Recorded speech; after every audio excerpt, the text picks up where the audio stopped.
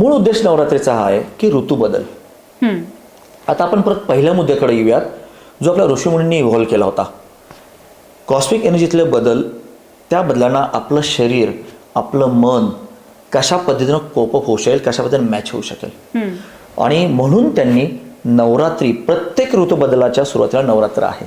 4 ऋतू आहेत आणि त्या प्रत्येक ऋतू बदलामध्ये नवरात्र केलेली आहे. आयुर्वेदामध्ये ह्याला ऋतू संधी, येस, एका परफेक्ट, ऋतूतून दुसऱ्या ऋतूमध्ये. परफेक्ट.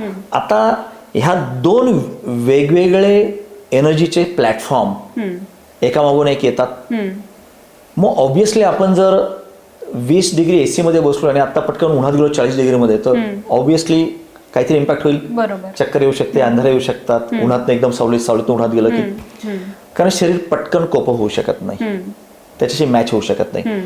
आणि हा बदल सुसह्य करण्यासाठी त्याचे कुठलेही दुसरे इम्पॅक्ट शरीरावर होऊ नये याच्यासाठी नवरात्रीचा सण दिलेला आहे.